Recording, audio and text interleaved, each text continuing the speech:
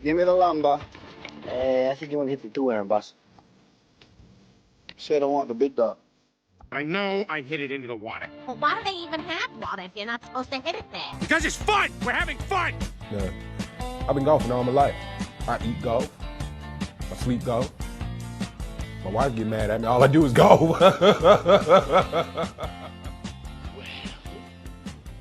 We're waiting. Welcome back to the Back T Boys podcast. You've got Tim, John, and Thomas here. How we doing, fellas? Great. Yeah, ready to go. Good to be here with you guys, and looking forward to talking a little bit about the U.S. Women's Open, some this week on the PGA, and as always, you can check out the Back T Boys on all the social medias: Instagram, Twitter, at Back T Boys. Follow, like, comment. What else can they do? What else can you do? Oh my god. Interact, Send mail. Subscribe. Do we have a P.O. box? I don't yet? think we have a P.O. Swipe box. up. I don't know if we have any swipe up yet, but check it out. There's always good content on there. Instagram and Twitter, the episodes always get announced, so make sure you follow and stay up to date. Wherever you get this podcast, whether it's the video version on YouTube or Apple, Spotify, whatever, comment, rate it. It really helps us. It pushes up the algorithm and everything. Super helpful for us and to get the podcast out there. As always, this podcast is brought to you by Pin Golf. The boys over at Pinned are awesome. They just came out with the new Prism Pro, and they sent the boys some. Prism Plus, not Prism Pro. Thank you, John. Prism Plus. Thing's awesome. Picks up the pin really fast. Great display. I just went out for my first round with it because it just came in and it was fantastic. So definitely recommend it. Just released like a couple weeks ago. Yeah, It picks up the pin way faster than the original Prism did, even though I love the original Prism. But a bunch of cool colorways. Go to pingolf.com, pick up the Prism Plus, and use code BACKTBoysPod at checkout, and you get $25 off the Prism Pro or Prism Plus. I keep doing that, and 15% off anything else like the Dart 2 speaker or their new speaker that they just came out with. So go check out Pinned. You won't regret it. It's a great price for a good rangefinder. Tim was just thinking about how if you use the Prism Plus, you will be a pro. So Exactly. that was just the bridge that he was making. How long does that take? Because I haven't gotten there yet. I'm not getting paid yet. I mean, I was just there. I was just there. I just used it for the first round, and I've already got the tour card. So Oh, He okay. went to Q school and all that. yeah, easy. Speaking of pros and tours, we had the Canadian Open this week. Some pretty cool moments, starting with one where CT Pan's caddy, Fluff Cowan, fell and was injured, and he had to call upon the services of a fan, which is just an all-time moment to be plucked out of the gallery to carry back. Yeah, that must have been so cool. I can't even imagine like having that experience. Like it is going from like I feel like the normal fan interaction is you get rocked by a golf ball, then you get a signed glove to now you're carrying the bag for more than a couple holes and finishing it out with them. That's pretty fun. What do you do in that situation? Like, do you even try to offer any sort of advice? And Yeah, I think it's a left edge here. Yeah, right. Like, do you I help? think it's just carry the sticks and shut up. Just carry the sticks I and think shut up. that's it. But we hope Fluff's okay, and it sounds like he is. But I would love to get this guy on the podcast. Oh yeah. If anyone knows this guy personally, and can source him for us for an interview. I thought the video of him like walking out with the Master shirt on and like putting the bib on was the coolest. Iconic. It was the iconic, iconic moment. We also had John. You wanted to talk a little bit about Joel Damon. Oh yeah! Oh my God! Flipped on the Canadian on Saturday, I think, and saw that Joel Damon was 2 back from the lead. I think tied for second. Just doing excellent, honestly. Yeah, I mean he didn't end up doing that well, but that was a brief fleeting moment of fun. We all like Joel Damon, so I really hope he finds it. I do like Joel Damon, and I think Full Swing kind of brought Joel Damon into the public eye for everyone. And yeah, for better and worse, honestly, like that can be a lot of pressure, right? Like it's hard to struggle in the public eye. Yeah, Joel Damon used to be able, if he was going to struggle, no one knew he could go, and now right. He's got galleries around him, and it's hard to struggle in the public eye. He talked about that on Full Swing. A lot of pressure. Yeah. But we did get Robert McIntyre ended up winning. Where did he come from, man? He's pretty cool. Like, he's been doing well this year. Super well. Yeah, he's just been kind of grinding out there and really broke through up in Canada. And I think the coolest thing was his dad on the bag with him. Just kind of really great moment. Yeah, and it's like I think he's gone through 4 caddies in however many months, and trying to figure out what if that's the change that he needed, and all it took was his dad apparently on the bag with him. Yeah, his dad and is he finally fifth broke option. through. Yeah, I think that's an awesome moment. I Though. wonder if they talk about that, but no, yeah, that's fine. Does that come up at like family dinner? It's back up. Well, I was kind of thinking about like what that dynamic must be like, because I'm sure like all of us, like his dad probably brought him around the game and gave him tips and stuff all through his childhood and coming up, and I wonder like at what moment that flipped and how he might be like, Dad, like I don't need anything here, like you don't need to like anything like that, and I wonder what that dynamic was like through the whole round. But either way, like such a cool moment. Yeah, I think it really shows you that, like, for a lot of the caddies and player relationships, it's more just like keeping the player calm. Like we saw at the PGA when Scotty Scheffler didn't have Ted Scott, he was a different guy. Like he was a different guy. Yeah. And I'm sure it wasn't necessarily the advice or the reads or the. It's just about keeping the guys calm. And I'm sure Robert just feels good and calm with his dad out there. And it's just easy to keep calm between shots, and that's really what you need to do. Yeah. It's not always about the best read. These guys can read greens as well as anybody, so they don't necessarily need the best green read or the best. Sometimes you just need Technical someone to caddy. keep you grounded. Yeah. Yeah. Yeah, exactly. And I thought it was a really cool story. And do you think his dad will get the same caddy fee? Oh, that's gonna be another. Or maybe lot even of more. family Get the dinner 10%. conversations. Maybe more, honestly. Yeah. think he'll get more? Do you guys all want to just sit down on their next family dinner? It'll be I a would love to discussion be a fly of on the wall. what were you doing with all those other 4 people before Where's me? my check? And where's my check? I also brought you into this world. right, So right. By the way, yeah. I deserve And even take more it out. money. So this 10% is on top of the 10% you owe me as a fee. Yeah, for does he have to raising you. repay all the golf lessons now? And everything? On top of the caddy fee. But it was a great moment. Wasn't the only golf we got this weekend. We got a pretty great U.S. Women's Open out at Lancaster Country Club. Absolutely awesome venue. And after my rant on the PGA being too low, this is exactly what I like to see. Yuka Saso won at -4. Absolutely only 2 people under par. I loved seeing a course play this hard and watching professional golfers struggle. That's all I want to see out of a major. That's what it should be. Professional golfers, you love watching women struggle? That's crazy too. I love watching professional golfers struggle. That's John, wild. that's what I We went said. yeah, he's like, really don't like watching men do well, really love watching women I struggle. love- That's basically what I'm taking away I said from last Tim. week about the PGA, I want to see the men struggle too, John. That's fair. That's I fair. am, He's an equal opportunity Equal struggler. opportunity Yeah. struggle enjoy. For sure. No, it was definitely, honestly, I think the better tournament this week. I thought Parvati Canadian was relatively boring for most of it. But this was just super fun to watch, just super fun to see them pick apart a course and do it in a way that is relatable, really, Yeah. I think. Like, just the way that they were, they actually had to take a long iron into the green on a par 4, just like we all do. It's not like, bomb and gouge. It's right, not. right, exactly. Which is definitely refreshing, and I think it's hopefully we see that is it next week with the U.S. Open at Pinehurst. I hope we see a little bit more of having to hit certain shots, not just being able to bomb and gouge it. And it's the U.S. Open. I expect we're going to be.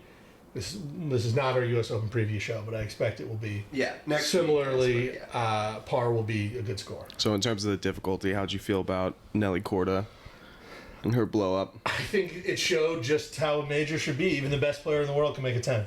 That's right. Yeah. Tiger Woods can make a 12. Like, all these things can happen. When did Tiger make a problem. 12? Wasn't that at the Masters this year? I don't think he made a 12. I think he made an 8. When did he make? He made something crazy. But yeah, I just Are you wanted to not? back You're up sure your you're not point. thinking of like the 15 majors he has? Or- Yeah, that might be it actually. But yeah, Nelly Korda, the best player in the world on the women's side, showed us truly how hard golf can be with making a 10 on a par 3. it's just brutal because it was early on Thursday, Yeah, so yeah. it really took her out of the tournament as the betting favorite before anything could happen. So sorry. I was thinking of the 10 that Tiger Woods got on 12 at the Masters. There it is. And actually, it did. To be fair, it was pretty similar to how it went down with Nelly, because it was Tiger, I think, in the back greenside bunker, and then trying to pitch into the green and just like overshooting it a bit and going into the water. Was it a pitch, a chip, or a flop? that is the question. There's a That is call the back for question. Yeah. It was a dig. Just dug it out of there. And same thing happened to Nelly, which can happen to all of us, which is, hey, just gets away from you, gets into the water, and then you're in your head. Yeah. And that's kind of how it went down. So it's just an example of golf is hard. Yeah, I mean, and with Nelly out of it, we had some other stars being born. Oh man. Charlie Hall kind of became a star on golf Twitter during this for smoking cigs on the golf course. Ripping darts. Signing autographs while she's Signing at it. autographs. I think making John Daly proud. Just blowing smoke in kids' face. Yeah, making John Daly proud is truly what I think she was doing. I agree. If anyone out there wants to take any advice, apparently cigs are a great way to try and quit vaping. That's what her goal was. And she I liked her reasoning too. Her reasoning was, you can vape like inside, and so cigarettes at least make me go outside. Which is just a weird, like, can you imagine Philip Morris, like the board of Philip Morris right now, just sitting and listening to that, being like, wow, this is great. Like, Yeah, right. cigarettes are now the thing that Jewel was trying to be. And Yeah. It's like the Mad Men Toasted scene. It's yeah, it's a new exactly. version of that. Toasted.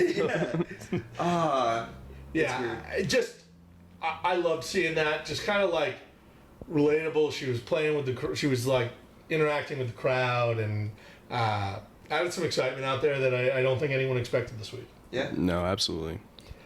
But a great U.S. Women's Open, and that type of event, that type of course, really makes you focus and a lot on the mental aspects of golf and how difficult that can be.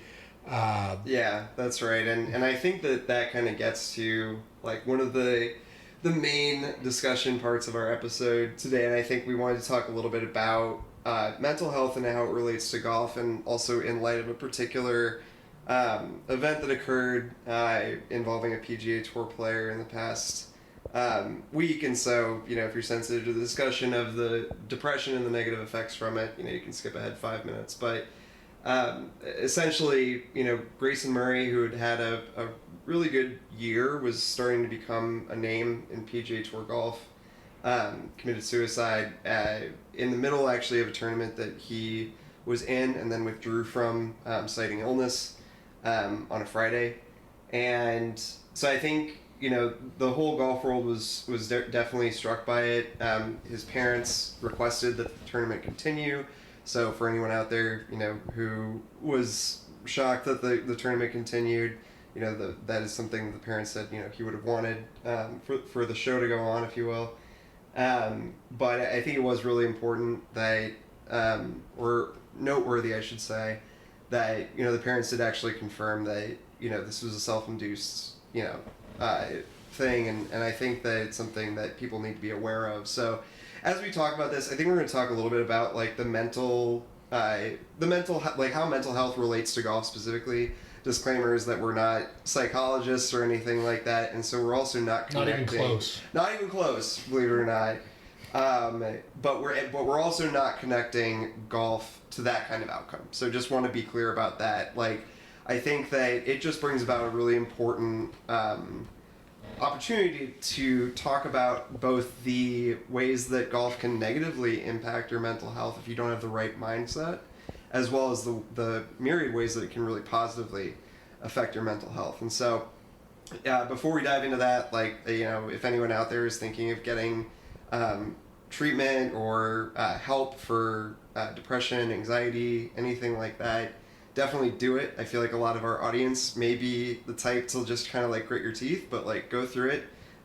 Certainly for me, it's personal, as you know, I take treatment for depression I, have therapy regularly, and so want to make sure to spread that message that, help is out there for anyone who is just trying to struggle through it.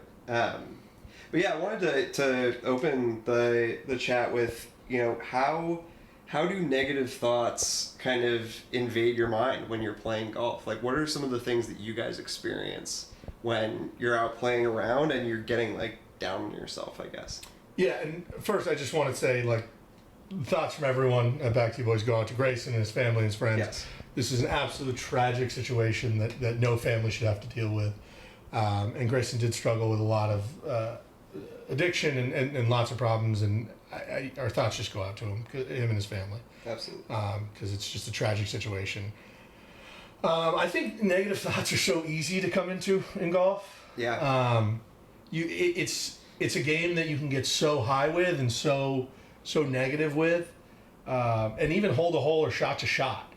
I mean, one good drive down the middle and you're on top of the world, and you thin a wedge over the green, and you're thinking of you're thinking about jumping off a bridge. Yeah, right. Yeah.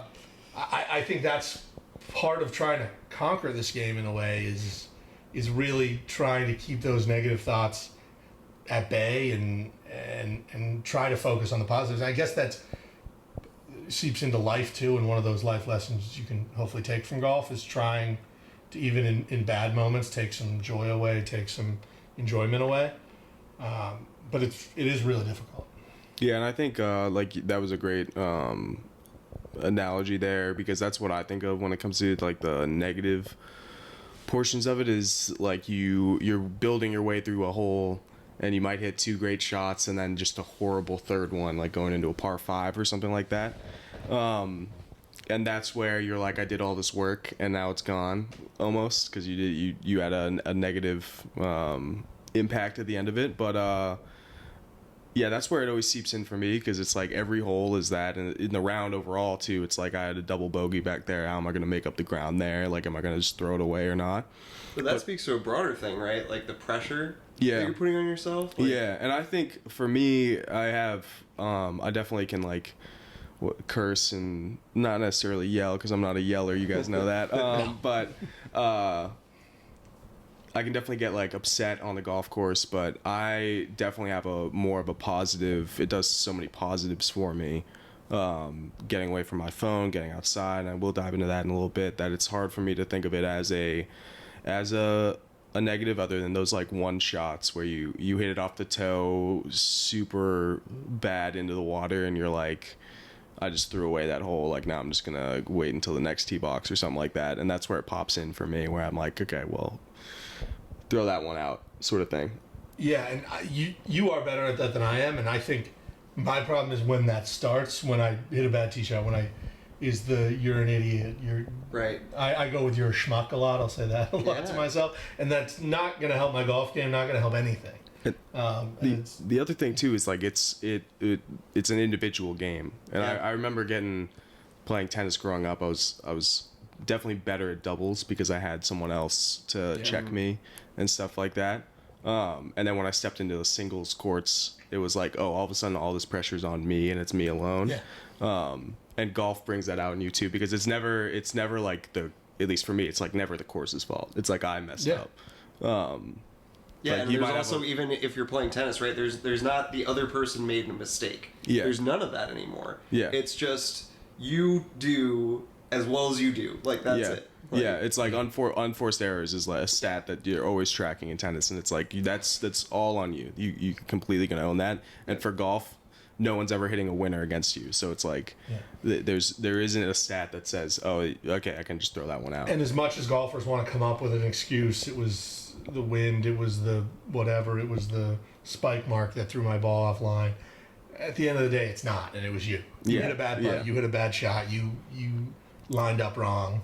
Didn't think about it long enough. Yeah, something and that's like hard that, to deal with.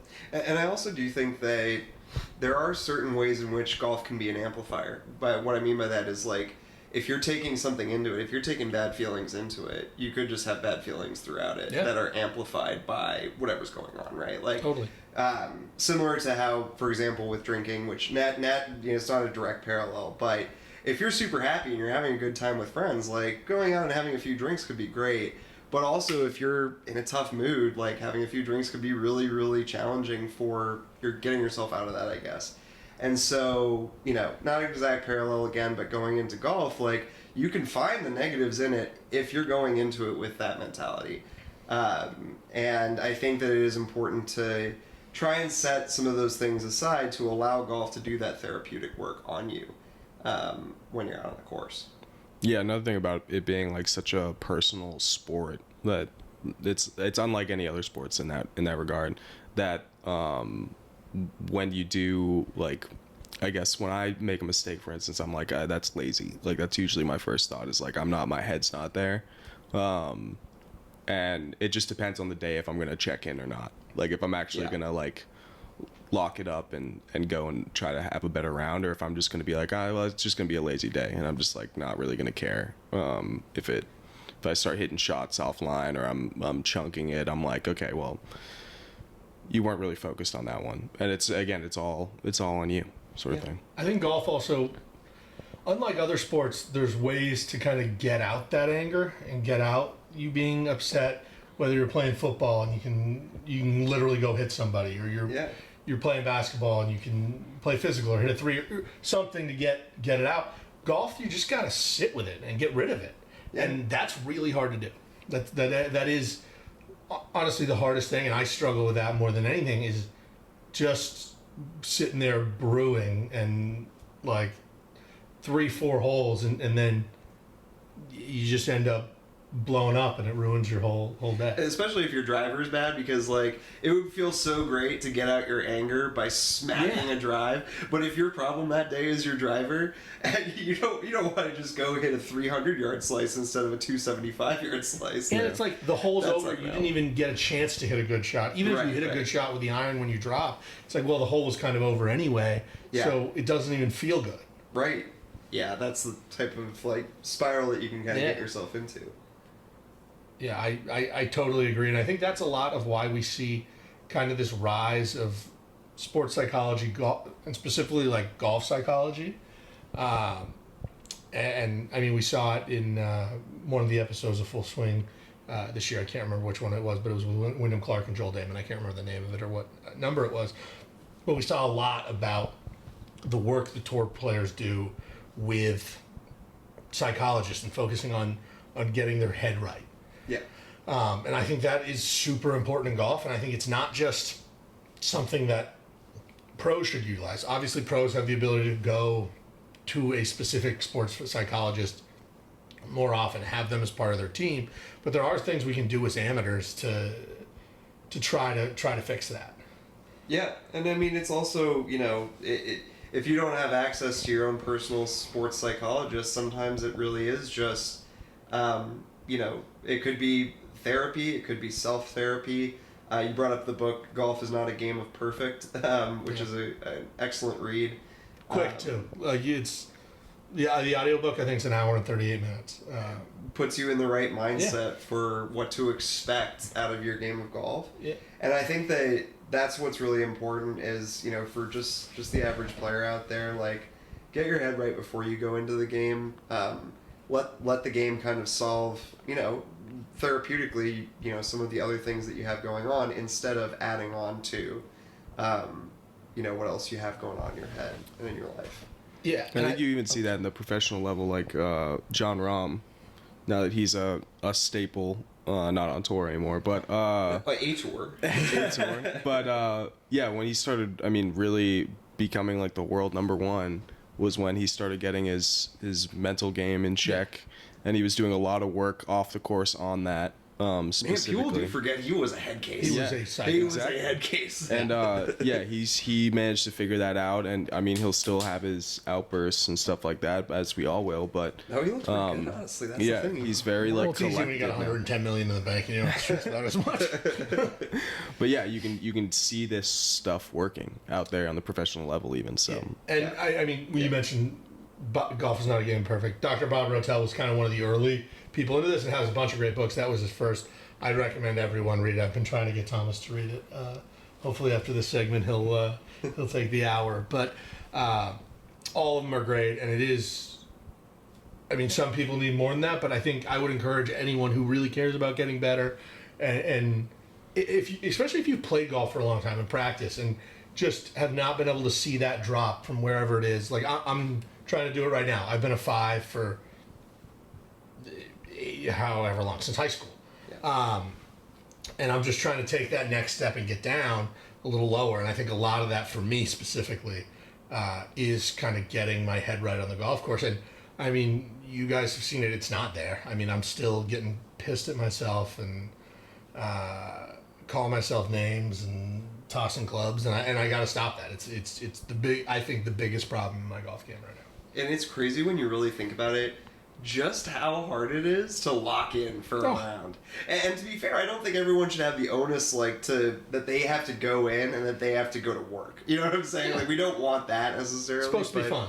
but there is a certain element of like, yeah, if you have a goal, if you're working towards something, if you're playing, to play and to actually improve and get better, like, it does take a lot of mental energy. It's not just can you do the swing correctly or can you read the putt correctly. It's, are you focused? Are you going to take the extra second to, process what shot you're about to take and envision it and that type of thing.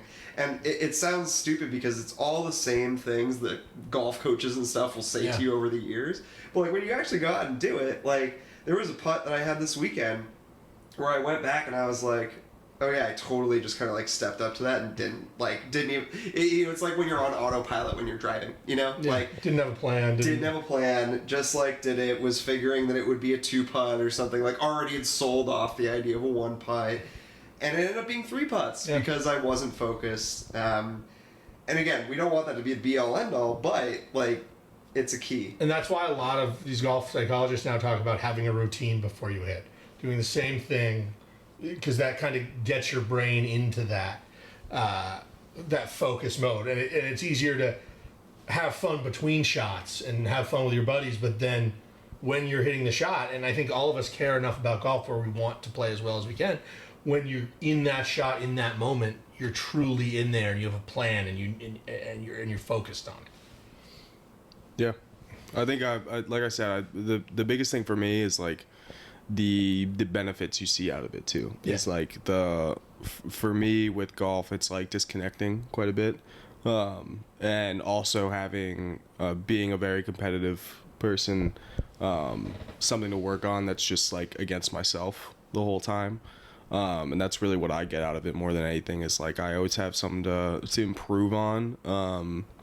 And then, like you were saying, with the like sort of throwing stuff away or whatever on to the next point and getting lazy, that's something I could always work on. And I knew it when I played tennis, and I know when I play golf is like I'll just throw away a set or I'll throw away this hole and I'll just like chalk it up. But there's always like room there that I'm not taking advantage of, and that's something that I always try to lock back in on, and I struggle with, but need to improve as I go forward. So yeah, and again, like it's about the ideal combination of that focus, whatever you want to do for yourself, whatever goals you want to hit, with making sure that you're getting those good mental benefits out of the game. I think you mentioned some really great ones earlier, Thomas, like ones that I identify with all the way from just being outside to like getting time away from your phone.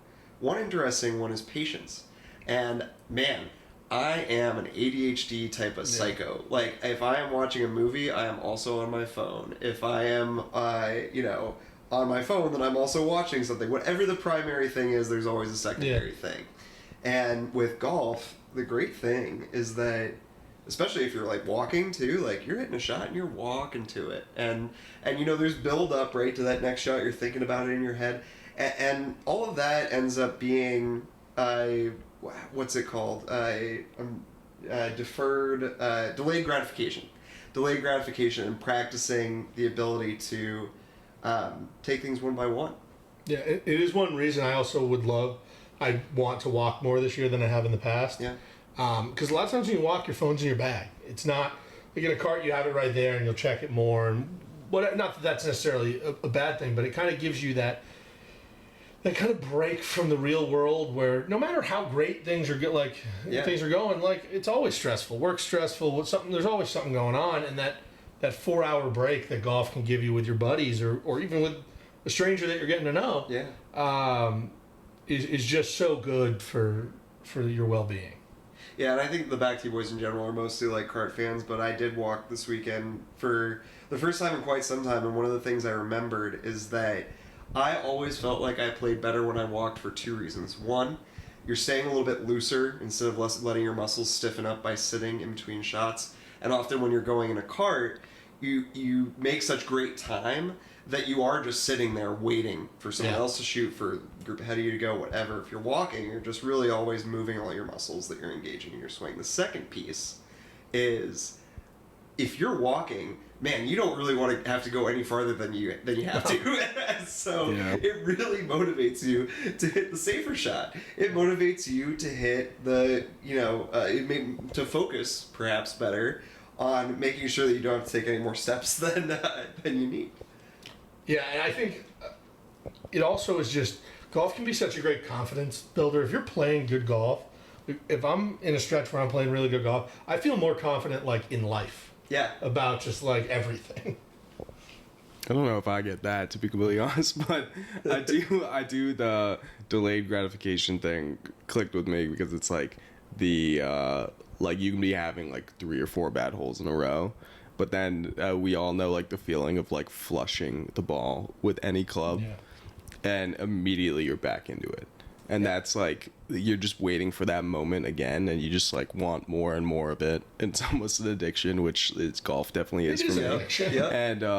And it's just like you can think about hitting that, and then when you don't get it and you chunk one or whatever, it can feel like such a downward spiral.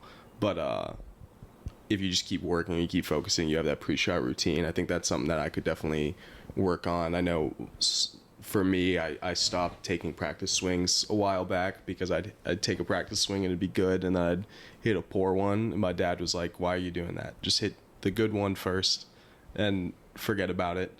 But so I've gone away from having really much of a pre-shot routine, but I think that could be something I could implement even if I'm not taking a practice swing. Just sort of settling in, walking up on the ball.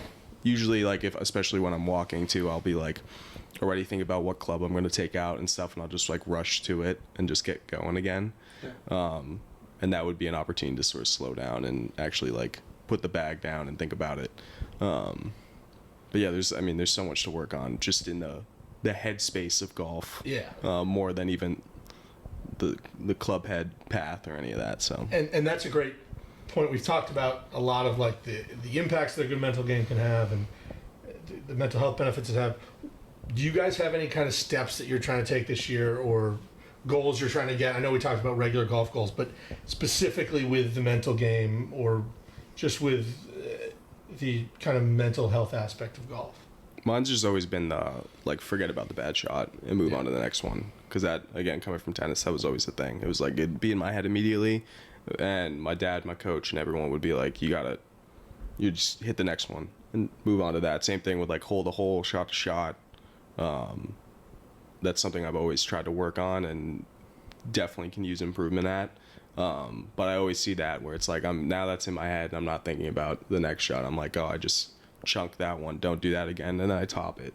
But I should just be thinking about hitting the next one clean. So for me, like, being decent at golf in high school and then like falling away to the point where I wasn't getting any practice, and I was going out there and I still felt like this kid who should be shooting, good scores, low scores, and all of a sudden wasn't at all. That was tough. That was like a really frustrating time for me, and I've really gotten to a place where now I can just go out and enjoy myself and love it. And so as I get more seriously into golf, which is kind of new for me since high school, I want to make sure that I'm preserving some of that stuff that I learned about how to just go out there and enjoy the game, while also setting goals to improve myself. So like, that'll be the biggest thing that I'm focused on, is that as I do want to improve my game, making sure that I can stay with that balance that I've found of like not letting it get to my head, and that's tough. Yeah, that is really tough. And mine kind of along those lines is definitely to kind of let the bad shots go, not get as down on myself, because it doesn't help my game at all. really stay level. Like when the really good shots go and you roll in a putt for birdie, it's like stay just as level as you are when you make bogey or when you. Because if you keep that going, you're gonna overall just play better golf. And Yeah, it's just that short-term memory. yeah, like that's what it's all be about. a goldfish, as Ted Lasso Yeah. says. Yeah. Yep. It's really hard to do, and staying positive is a big part of it. And it's hard to do because we all want to play good golf. I would say we touched on the situation with Grayson, and if anyone out there is really struggling, don't be afraid to go get help with a therapist or any kind of mental health help you really need. I know a lot of times as 20-something guys, people don't want you talking about your feelings. They don't want you kind of talking about things that are bothering you. But go get help. And the National Mental Health Helpline, if you need it, don't be afraid to call it. It's 1-800-662-HELP. So if you need it, don't suffer in silence and get the help you need. We'll link all in the bio in the bio of this episode too. John, I know you talked a lot about your round this weekend.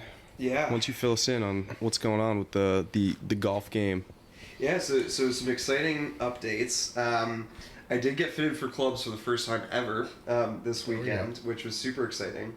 I basically went to this little place. It was a one-on-one fitting with this guy who was very experienced in the game and had kind of the standard setup. You're hitting into a sim with a TrackMan that's keeping track of all your stats.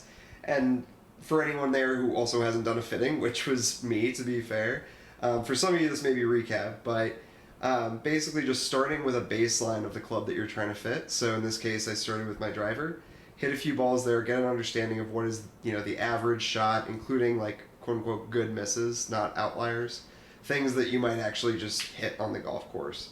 And then compare that to a variety of different other drivers that you try.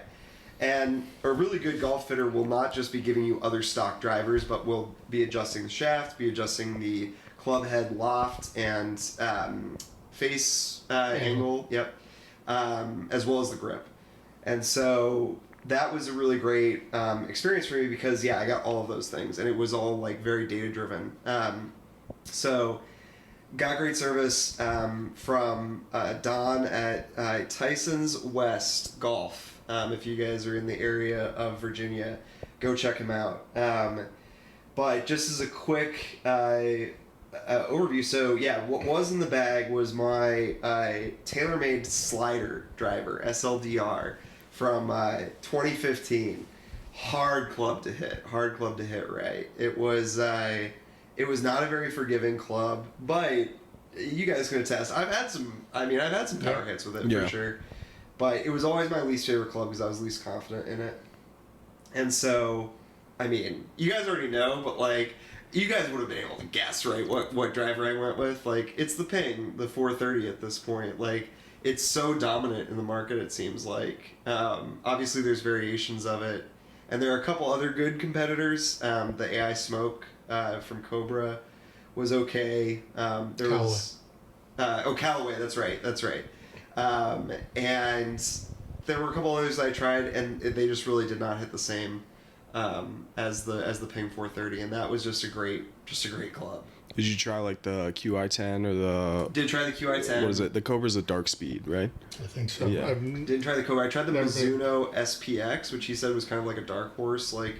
People had not been looking at it much, but Mizuno irons are awesome. I've never been a huge fan of their woods. That Ping is really good. It's gorgeous. It again. Go get fit. Don't buy off the rack because it's not going to fit right, and it's different for every person. The QI10 fit you, or not, the QI10 fits me great. It wasn't the best one for you, so it really just shows go get fit so you have the right. You have an expert fitter who's going to get you in the right clubs, the right shaft, the right everything. That's exactly right. And he was mentioning things as we went that I wasn't even aware of. When I was trying to adjust for a draw, I wanted basically a lower ball flight, a draw on my driver. And he was like, oh yeah, well basically by doing that you were actually opening the face up a little bit, and so you were getting yourself prone to a slice. Yeah. And I was like, oh, okay, well, great. Like, I didn't really understand that adjusting the loft is actually going to have an impact on your misses. Yeah, I think a lot of people don't, and I mean, a lot of people who have listened to this podcast for a while know, I used to fit for TaylorMade, and I worked at golf stores growing up, and I think that's the biggest thing that people don't know is when you change that loft sleeve, if it's one that doesn't have the individual loft, and then like the Titleist has like 2 different sets of like teeth, so you can adjust the lie and the loft. If it's just like the TaylorMade one or the Ping one, if you adjust that, it's going to change the lie, and it's going to affect your misses. Yeah, that was like a mind blower for me for sure when I learned that. And then, you know, on top of that, I think the Ping was great because it was a cut down because he noticed that like with me being tall, it actually gives it a little bit more benefit to have less of a pendulum effect. So basically, with the longer shaft clubs, there's going to be more variance at impact because you're swinging a longer thing, right? Like, so you're going to be able to recreate the same thing multiple times better with something that's shorter, right? I'm a huge proponent of cutting down drivers. I play most of my clubs are an inch long. I play my driver 3/4 of an inch short. Because, like you said, shorter, you're going to be able to repeat that motion more often. And really, if you hit enough balls on TrackMan, like you sent us your numbers, if the more you hit the middle of the face, the further it's going to go. Yeah. Like, on average, if you get one with that longer club that hits the middle of the face, it might go slightly further, but you're going to be way more likely to hit the middle of the face with that shorter shaft. Right, and that was we were talking about the day. I learned all kinds of new terms, but the smash factor. So basically, it's your ball speed divided by your club speed, and what that really is telling you is your efficiency. How much of that energy that you're generating with your swing is actually being transferred into the ball at contact. And the way that you lose that energy transfer is if you don't make clean contact. And so it was just as simple as looking at that in some ways as I was fitting. Did you feel like, so you haven't gotten the clubs yet, is that correct? That's right. Did you feel like you played any different after the fitting? I did. Yeah. Yeah, I totally did. And part of it, like, it might be just like, in my head, but I mean, I probably swung 150 times. I was sweating on Friday in the simulator, and I was sore. I was even sore the next day because I was like, wow. Because I also swung irons. I didn't mention that. Yeah, we got to talk about. We'll get to that in a second, but I do think that it was probably a combination of just the practice, but also just a little bit more of an understanding of my swing. You know, what makes it unique. Just got me in a better headspace for Sunday, so I did notice getting off to a much better start that day, which was super cool. And of course, when you get new clubs, your old ones start working again. Oh yeah, that was the other thing, right? Of course, yeah. You always play better when you're about to switch out your clubs. My driver was on fire on Sunday. Let me tell you. But yeah, so I also got a set of irons. They're going to be the Mizuno's JPX 932. By the way, I hate when clubs just give it like a name and like a number. Like it's like cars, like the Acura MDX 432 or like the Audi. Like, that is so stupid. They're Isn't just that like stupid? a serial number there. Yeah, like, isn't that so uncreative? It's gross. It's like, I want to be able, because it's also, you know what it is? It's bad marketing. Because you should be able to be like, oh, are those the Mizuno Blastoffs? The like, Stealth or I mean, it could be yeah. the stupidest freaking name ever, but like people are going to say it on AI site. Smoke or Exactly. Stealth or a name to them. Yeah. So, but anyways, I fell victim for it nonetheless. Didn't need any better marketing than that. Should have honestly rejected them on principle. Well, I think but- Mizuno's whole thing is their whole thing is they don't spend a lot on marketing. Like, they're letting their club speak. And as someone who's had a lot of Mizuno irons, John, you are going to love those I'm irons. excited. They are one of the best iron manufacturers, I think, in the world, is Mizuno. I've had, 4 or 5 sets of Mizunos, and they feel so good every time. Incredibly forgiving. Yeah. Got a little bit more distance out. Yeah, I'm super excited to see how. What's the setup with the irons? What is it? Where do you start? Where do you end? Yeah, he just padded out the grip a little bit, and also like gave me a little bit longer on the club. So my 7-iron is just what we're using, for example. Like, he saw it and he was like, "That looks small for you," and it actually was above average length in the shaft. And I think he gave me an additional inch on top of that, just because my swing, I think I more naturally tend towards some sort of upright position. And I Yeah. think he could kind of detect that, and so he just gave me a little bit more room.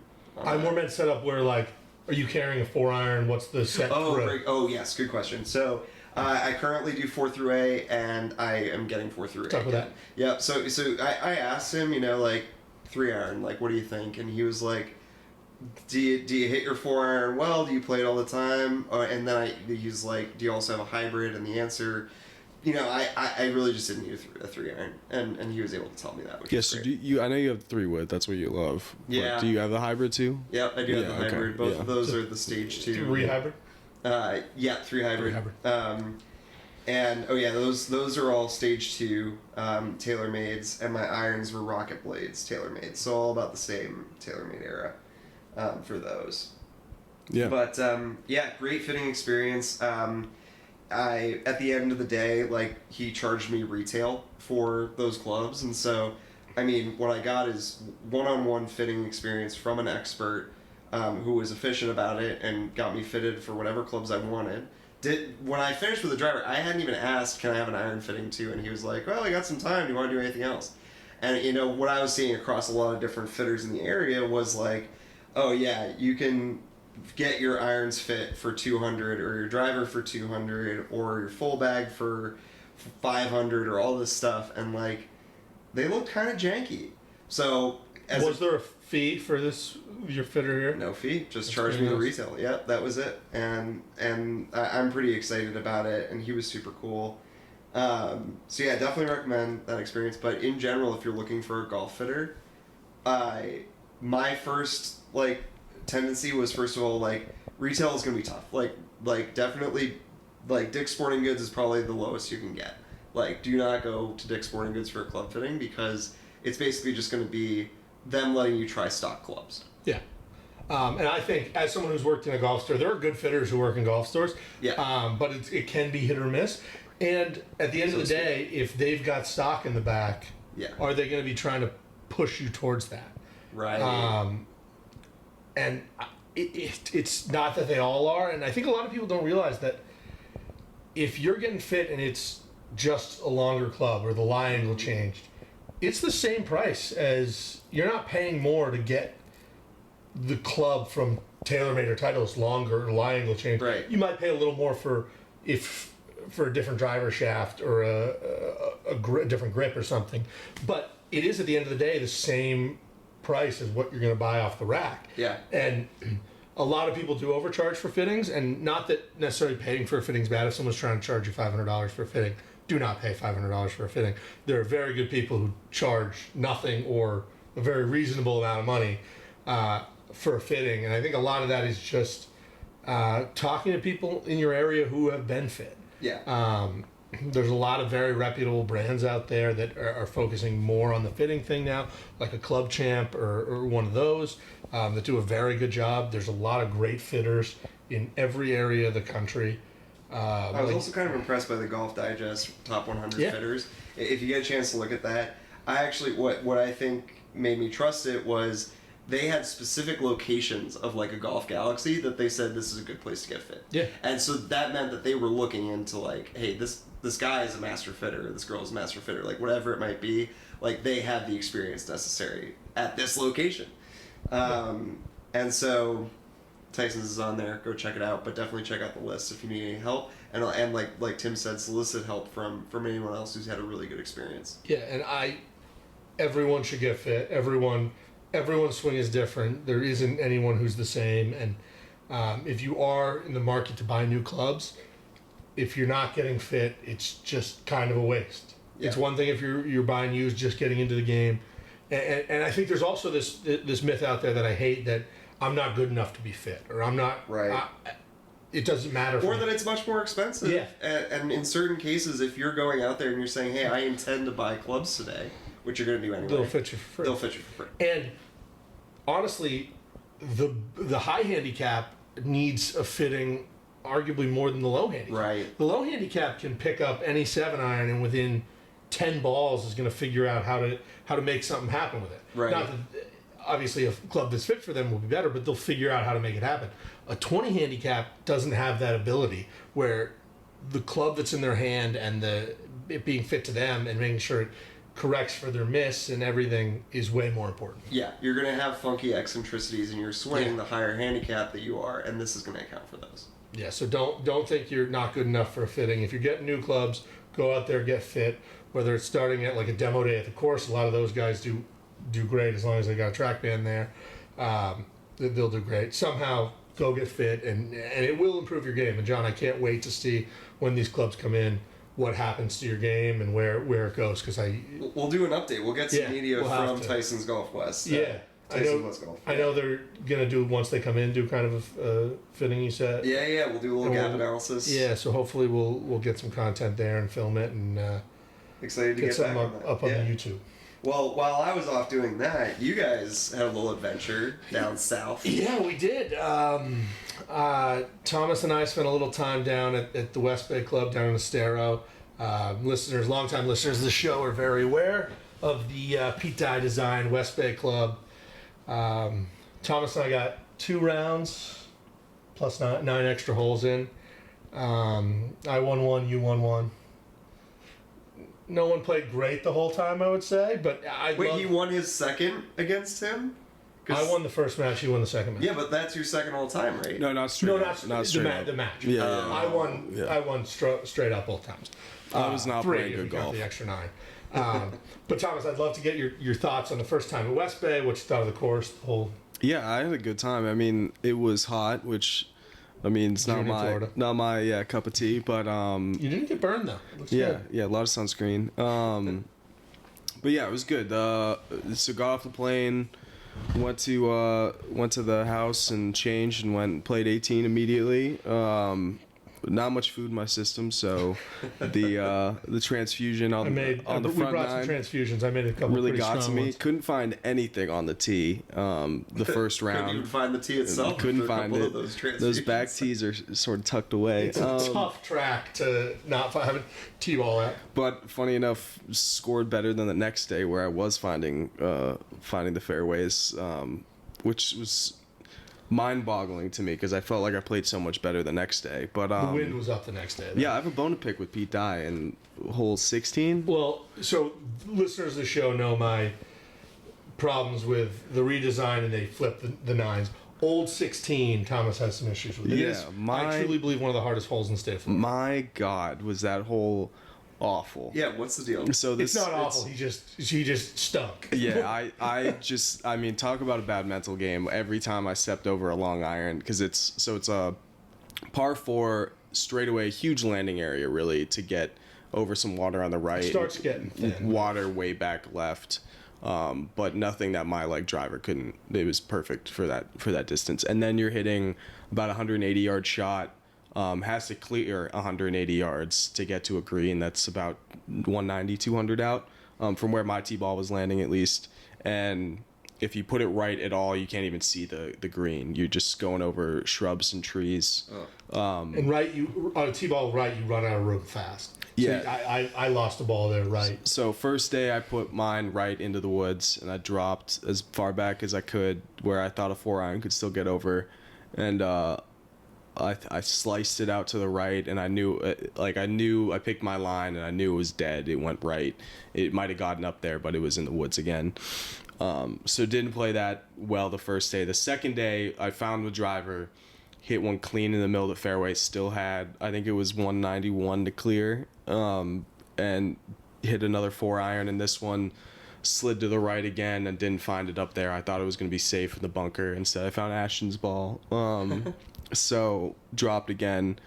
But man, that hole, I want to go back and play it and figure it out desperately. But the rest of the course, I mean, was great. There were so many fun holes, and all of them made you think a little bit differently. I liked the par 5. Right, I think 15. Right? yeah, 15, where it was just sort of dead straight, a lot of bunkers sort of popping up here and there through your way. Rolling fairway. But you could get there in 2, even from the back tees. And on the second day, I managed to get up pin high with the hybrid on the second shot. And I liked that hole because you could sort of pick where you wanted to go, how you wanted to play the hole. If you wanted to hit driver and play it and try to play it between the bunkers, or if you want to play it short, which I wasn't doing, and then how you want to approach that second shot. If you want it, there's a little pop bunker that sits right in front of the green, and then it's sort of a ridge down.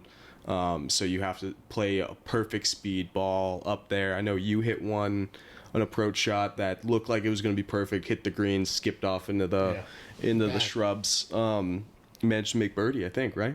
I did get up and down from the woods to make birdie. Yeah. Thank you for remembering. I appreciate that was a great one, because I thought I played that hole perfectly that second day, because I like I said, I got up pin high, I hit a little flop over the bunker there. It rolled right down, and I had 2 putts, so it was a par. But it was a great time. I really enjoyed it, and we played it a couple different ways. Once the original way, and once the new redesigned way, and then we played an extra 9 from the, I guess they have 8 tee boxes from the 6s, so almost the front tees. I wanted to talk a little bit about that, because I had a blast doing that. We played, my girlfriend Ashton played with us. She was playing from the 6s, which is about 4,800 yards.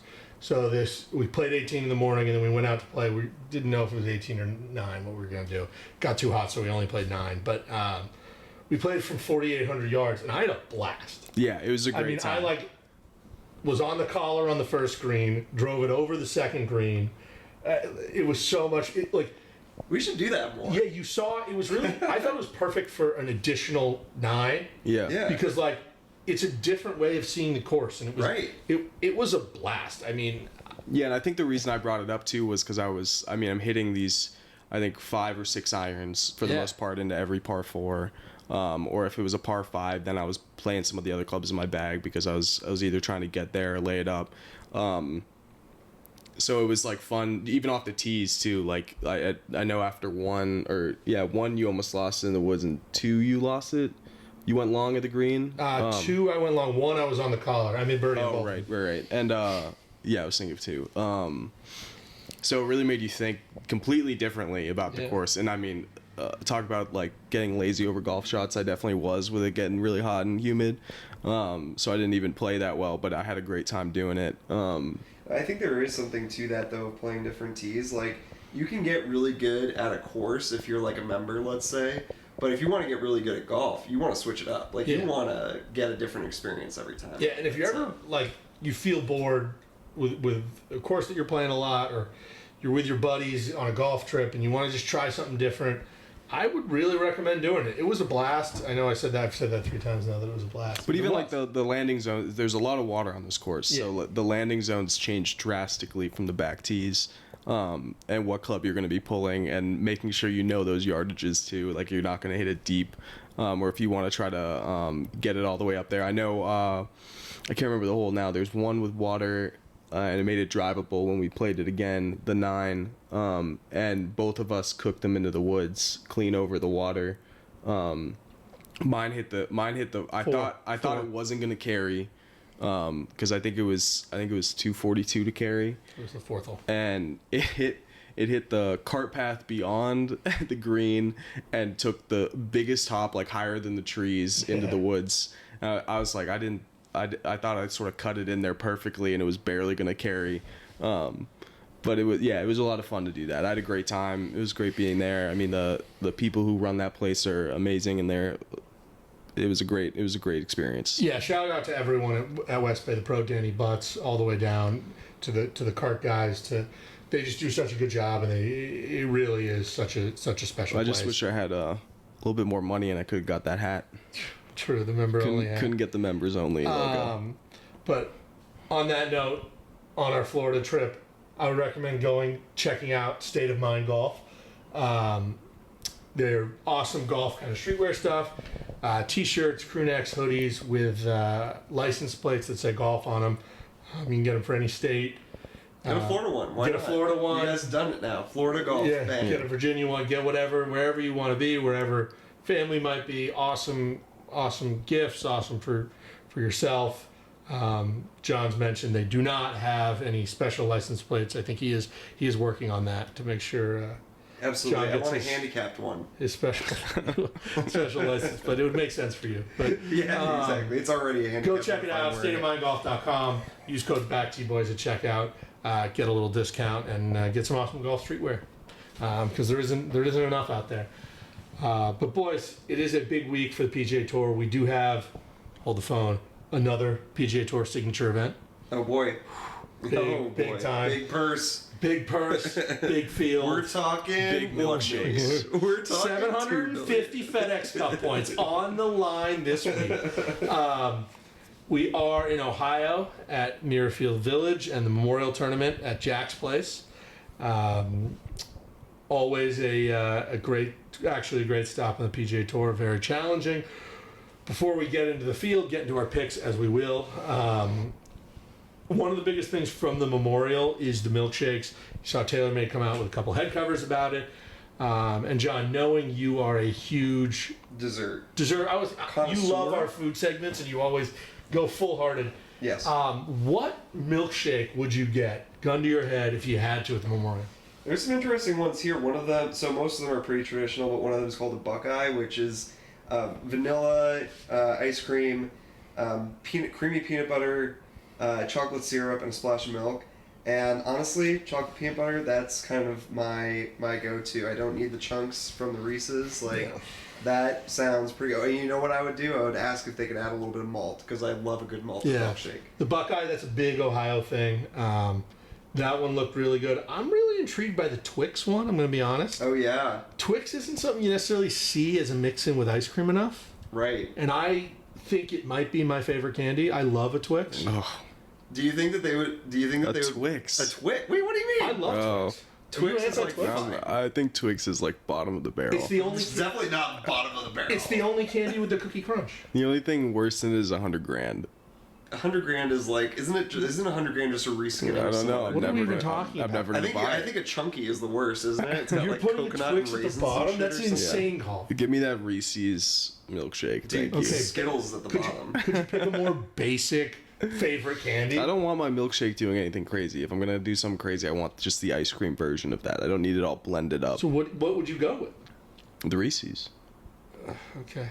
I mean, you just said you didn't want it. You just told me to go first with off- something more first crazy. off- John's got like 8 ingredients in there. said Most of them are candy. Reese's Wait, is the didn't he say- 15th option on this Didn't he 16th say he option didn't want? list. He just wants the ice cream. He doesn't want it. Yeah, there's that's vanilla and there's chocolate, bro. Like, here it Maybe a is. strawberry. Cookies and cream. Oh, okay. Give me Like- that coffee one, maybe even. I don't know. Oh yeah. What about a right. coffee Reese's mix? Would you do that? Or is that too much for you? It does sound pretty good. Okay. I don't think you can go wrong with any of them. Is the truth. But we will not just have milkshakes at the Memorial this week. Maybe we should make some in honor and drink them while we're watching. I think we should do that. I think we should do that. Would you? Maybe try a Buckeye. I think we should Yeah, do that on too. board. But there will be more than milkshakes at this signature event. We are, as I said, heading back to Jack's Place in Muirfield Village. A week before the U.S. Open, which it's usually a week earlier. This is the year where they moved it back. Should be a good test. Always a really, really big field. As everyone on this podcast know, I am not the biggest Jack Nicklaus fan, so I usually cannot stand them talking about what an important moment it is Oh my for God. Joel Damon to shake Jack Nicklaus's sweaty hand. Oh, bro. I am excited. Muirfield's a fun track. Usually produces some good golf. And we do have a full field, so we are going to get into our picks here. And anyone else have anything they're excited for on the Memorial before we get into picks? A Scotty Scheffler win. Is God, that my Yeah, so pick? it sounds like you're excited for your picks. Can you pick someone other than... We're putting it... Okay, John, can we vote on this and we can outnumber him? Yeah. Official ban on Thomas ever picking Scotty Scheffler. Yeah, unless it's for missing the cut. Oh, he cannot pick Scotty Scheffler as his winner. Yeah. All in favor. I. Okay, you can't pick Scotty Scheffler anymore. Nothing positive either. No like first round. No top win. 10, Yeah, no bullshit. Well, he's definitely going to top 10 Well, if he you wins. can't pick him. You are banned from picking Scotty Scheffler for anything positive. So Alright. deal with that. And now that we took that away from you, If I Thomas, hear one more Tiger bet from you, I'm going to I freak haven't out. picked Tiger. He has in not any picked bet. Tiger a I single specifically recused myself from Tiger-related situations, in fact. So, Thomas, why don't you lead us off with your un-Scotty Scheffler picks? Okay, well, if it's not Scotty Scheffler... First, as we always do, favorite, underdog, top 10, any other bet. Okay. I'm going to have to come back to the favorite now. You're so annoying. You're so. Just pick your damn player. No, I'll go with. don't know who can pop. I'll go with Morikawa. He's got something to prove here coming back. After that sort of he's fallen apart a couple times here in these majors. So I'd like to see him get a win. He'll be my favorite. To top 10, I'm gonna go with Tommy Fleetwood. Love that. Big fan. Great name out of him. I think that's sort of like a more of a long shot top 10 than anything because he's sort of been around, but he hasn't put together any crazy rounds this year. Yeah. But the way he putts, I think he can do that just about any week. So I'm gonna go with Tommy Fleetwood. He's due. Underdog. I'm gonna go down. I feel like it always surprises me because I feel like he's been around the game forever and he'll just pop up and win every now and again. Is Keegan Bradley. Good call. I'm gonna go with Keegan. Sure. Love that guy. Obviously did a lot for a good friend of ours, Kenny, who's now part of the team. And I was just talking, I think it was last week or the week before, with my dad about him and watching him play and how he's got such a like squatted down swing, and I just can't comprehend how that works. He looks like I don't know how you redo that swing every single time with nothing. It seems like every appendage is bent in a different way. I don't know. It's just such an awkward looking swing. And I don't know how he hits the ball so cleanly. So I'm going to take him for my underdog. And then I'm going to go with to miss the cut. We love a good missed cut. I love a miscut bet. It's going to be Justin Thomas. JT to miss the cut. Wow. Yeah. Okay. Justin Thomas is... He's been struggling. There's no way. He's other so way to say it. sporadic, and I just don't trust him any week. Whenever I see his odds so high, I'm like, I don't get His why. odds seem high this week. Why They are seem they still pretty so high? I mean, he had his time, and it's tough to think that he's going to be consistent with how he's been showing up for the last couple of years. So I'm going to go with him to miss Couldn't cut. agree more. Johnny boy.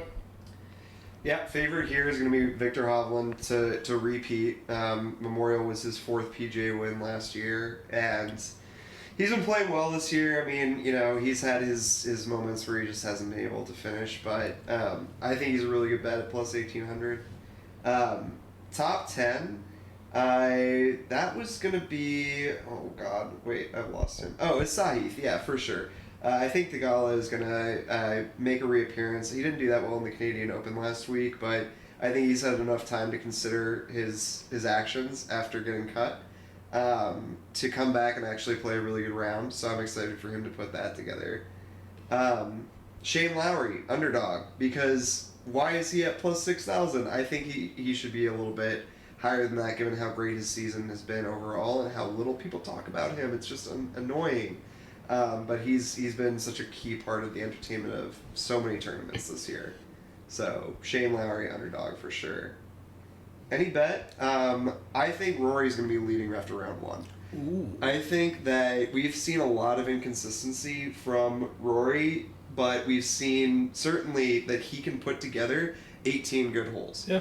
I haven't seen that he can put together 72 good holes this year much, but 18 for sure. Would be a big event for Mr. PGA to play well in too. Yeah, absolutely. So lock it in, Rory and a round 1 leader. Is that all 4? Yep. Well, since I wasn't just democratically banned from taking him, I am going to take the no longer felon Scotty Scheffler at plus ridiculous. 360 to win the golf tournament. Whoa. I mean, fresh out of prison, I'm Just taking him. free money. Wow. I think it's kind of a no-brainer pick. I will not be taking him every week like Thomas, but him getting banned, I feel like I had to take him.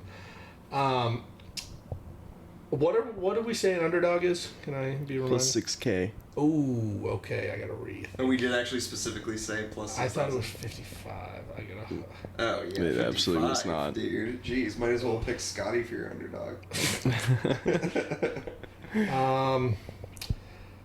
Okay, I'm gonna go. Okay, I was gonna go big tone, but I'm gonna go down to Will Zalatoris as my underdog plus 650. or plus 6,500. I'm sorry. Don't like that. Don't. Can find when he finds it. Is one of the best players on earth. Yeah, when did he last find it again? I can't remember. It's never been really a long found time it. since He's always like sprinkling the findings. Always The findings after in that there. back surgery, or Yeah, I think it was He's just before. sprinkling it in. I think his golf swing's so good. I don't know how he's not going to compete every week, but Well, he broke his back, so that's how. so did Yeah. Tiger, and Tiger won a Masters after it. So, for my top 10, I'm taking a guy who I feel like I have taken every time. I might have to be voted to not be able to take And him. you've won every time, right? I've not. Oh, okay. But I've come close on a few of these. I'm gonna take Max. I'm gonna take Max home in the top 10. What has been up with Max this year? I thought we were going to see more. Great at the of him. Masters. He's fine. Yeah, he's had a lot fine. of, But I mean, he's had a lot of good. I just thought we were going to see more. I feel like he's due. I think one of these weeks. I keep taking him top 10 because I feel like one of these weeks is going to break through and win. Yeah. But I just don't know which one it is, so it's safer to take him as a top 10. Yeah. He's played well at the Memorial before. He top 10 last year before. I can't remember which one it is, but he has played pretty well at the Memorial historically. And then I'll be honest, the bet I'm the most excited about is my any other bet. One of my favorite plays, the nationality plays. I am taking Ludwig Oberg to be the top European at the Memorial at plus 600. Very nice. I think that is. Man, he's got some. He's got Victor. He's got Shane. He's got Rory. He's got some people to go through. The guys ahead of him are. John Rahm, technically, or is he Rahm's playing? on Live. Oh, No, duh. yeah, It's Rory, Victor That's ahead of that them. other tour. That's embarrassing. Rory and Victor ahead of him, and Tommy and Matt Fitzpatrick in the odds below him. I think he's just so talented, and I like him on at Muirfield this week to do something. So we'll see. Looking forward to watching it. It's Can't all- wait to watch the Memorial Tournament the week after, 2 weeks after Memorial Day. Weird.